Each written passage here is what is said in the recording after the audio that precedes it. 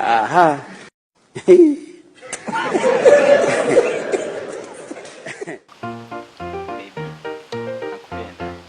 Wapendwa katika Bwana, kwanza ninamshukuru Mwenyezi Mungu kwa kunikabidhi hii ndoa niisimamie kwa mikono yangu mwenyewe.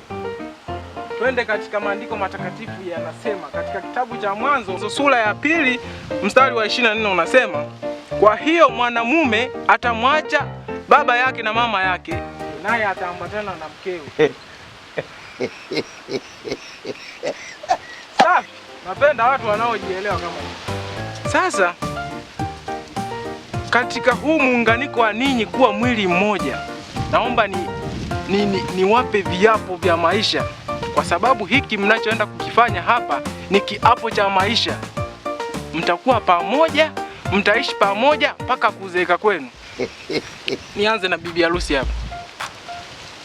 Je, unakubali na unakiri utakuwa mwaminifu kwa mmeo, nawe utamtii na kumheshimu mume wako katika shida na raha? Ndiyo mchungaji, nitakuwa mwaminifu, pia nitampikia hadi mchuzi wa pweza. Tenda vijana kama hivi.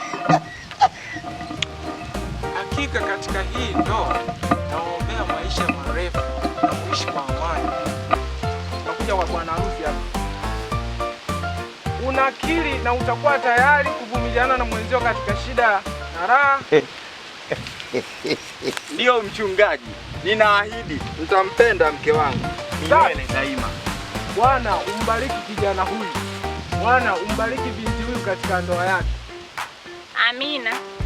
Sasa kuanzia leo ninyi mtakuwa mke na mume, mtakuwa mwili mmoja. Mtaishi pamoja katika shida na raha.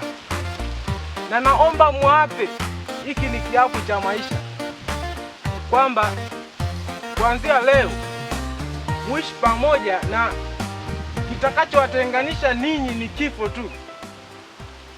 Sisi tunaelewana? Kitakachowatenganisha ni nini? Na mchungaji, mimi kuna kitu ambacho kinaweza kanitenganisha na mke wangu na kijua. Ni nini kinaweza kukutenganisha na mke wako? Mimi mchungaji, kitakachonitenganisha mimi na mke wangu ni fumanizi. Fumania. Naweza tukaachana. Matoka bongo au? Sasa hapo hata kama umfumanie,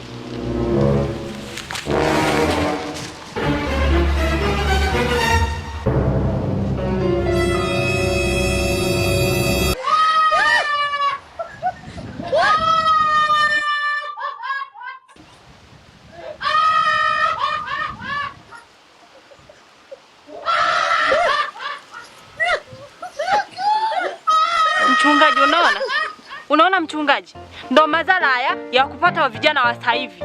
Mchungaji, naomba unioe wewe. Kwani kipindi mnaelewana mimi nilikuwa? Mchungaji, naomba unioe wewe.